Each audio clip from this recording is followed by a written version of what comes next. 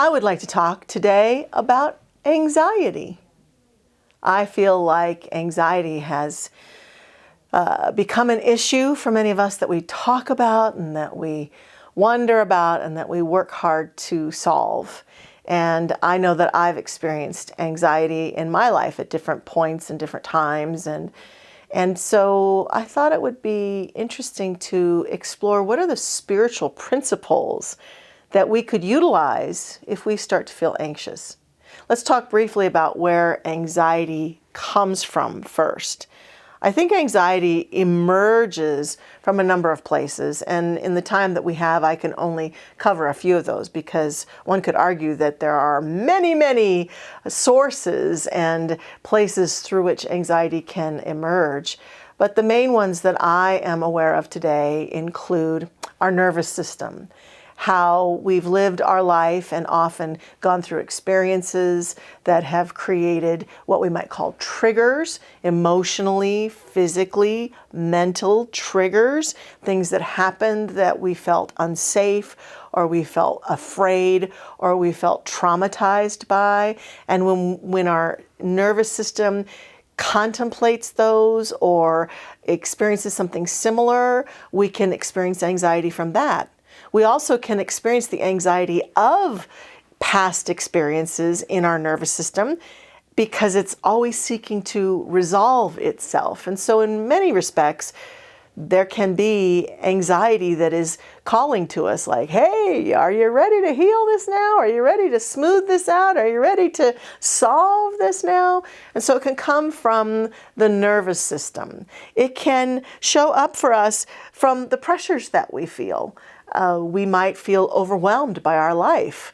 Many experiences in life can add to or create new anxiety, right? We can feel anxious because of a health experience, anxious because we're a new parent, or anxious because our kids or some family member is going through some challenge and we're walking with them and we're worried about that. We can be anxious about money. We can be anxious about what's going on in our life in work and stress related. So our world of form and what's happening around us can promote us to look at it and say, I don't know what I'm going to do here. I'm not sure how I'm going to handle that. I'm not sure how that's going to work out. And so we feel more anxious than usual, possibly. We can also experience what I would call internal energies. There's some research that indicates that some of us have a genetic predisposition to certain mental health statuses where the way that our brain works or the way that things fire off in our chemistry is prone towards creating anxiety. And we are not, as we talk about spiritual solutions, in any way, shape, or form wanting to be in denial of any of that. And lastly, I would say one spiritual reason that we might experience more anxiety is this whole oneness thing we talk about, how we're all connected. That's awesome, isn't it? It's an amazing thing, and it's very soft and sweet, and we can hold hands and sing Kumbaya. However, have you noticed that sometimes people we're one with all over the planet are struggling? They're struggling to find homes or to eat or to care for their families. They're experiencing war, genocides. They're experiencing all sorts of things that when we hear about them in the news, and even if we don't hear about them or know about them, because of the oneness that we share, we, I think, can sometimes just feel the angst of the human condition. And at a time where we're watching another country in the midst of a change in leadership, or if we're here in our country contemplating the leadership of our country in an election time, I've noticed anxiety just goes up and up and up. So these are just some of the causes that can happen. And I think one of the first things we get to realize about this is that there are spiritual solutions that can come to bear that can support us in meeting our anxiety and learning to quell it. It's not about learning to bury it. It's not about learning to push it away or to make it wrong. It's about using the energy as it rises up in us to support us. So I would say, and we talk about this a lot at Mile High Church, that the first strategy for quelling our anxiety becomes, honestly, having a spiritual practice. Now here's the deal. It's about taking time every day to breathe and relax the physical body, the body temple. It's about noticing what's going on inside and even making note of it, writing it down or journaling about it, even in the spiritual practice. It's about connecting to a deeper aspect of us that is wiser and that can bring creative solutions. And it's about doing it no matter what. And here's the thing, doing it no matter what allows us to access that state of being when we need to. I see this much like martial arts. My husband Ken is a martial artist, and I love shows about martial arts and have studied some of the martial artists in the world, and am a big fan of Cobra Kai, which is the continuation of the Karate Kid show. But here's what I notice about this. Martial arts in its practice is often about doing things that don't seem to make a lot of sense. Doing movements, doing repeated movements, doing forms, doing kicks where you're not touching anyone or doing anything, doing spiritual practice to strengthen the interior part of us.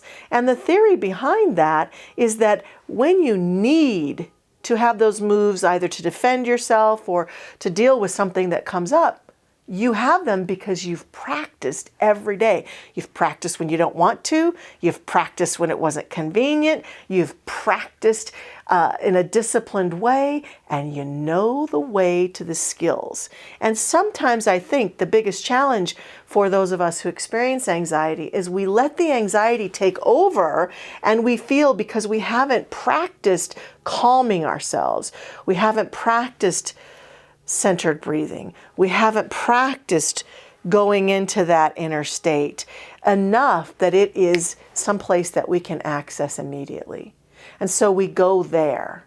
And I think another spiritual solution that we need to bring to bear is to allow ourselves to get help for our anxiety, to let other people pray for us, to have people we can talk to have solutions depending on where that anxiety is emerging from, all those places that I outlined, to get a remedy or a pill or to seek out a therapeutic experience. Sometimes we spiritual people are resistant to that stuff because we think that's giving up.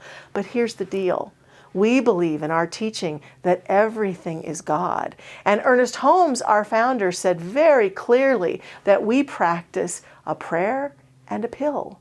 It's God in form. If you have some remedy or pill that you take that helps you manage your anxiety, every time you take it, do so reverently, clearly. See it as a part of your practice that helps you be in a state of peace and well-being. This is spiritual too. In fact, there's nothing, no process, no procedure, no pill, no thing that is not spiritual in nature. And if your inner voice calls you to it, by all means, utilize it. We can bring spiritual solutions to our anxiety when we need them. And speaking of prayer, how about we bring one right now? I say, let's pray together. So take a moment with me. Let's go within. We breathe together and allow ourselves to just feel the centeredness. And indeed, if at any time in this experience we feel that being prayed for and entering into prayer is something that helps us calm ourselves, just know that these recordings by all of these wonderful ministers are available always online. And at any time we need to be prayed for, we can call one up, we can bring one up and just stop and allow ourselves to experience the joyfulness of prayer. For right here and right now, I recognize that though we are not sitting physically in front of each other, we exist in a place of oneness, of connectedness that is true no matter where we are.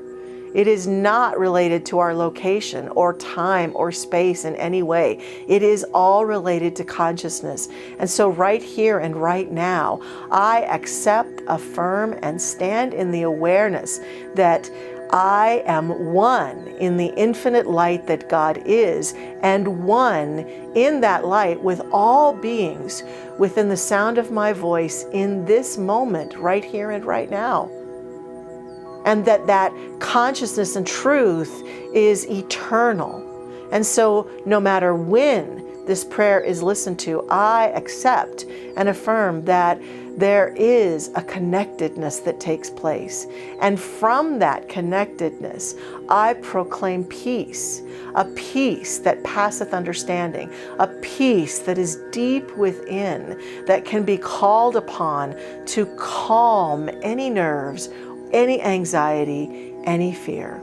A peace that falls into that ease and grace of the physical body temple, allowing the body temple to be a sacred holy place through which the divine light and love that is always at the core of us can and does now emerge to bring forth calm, ease, grace,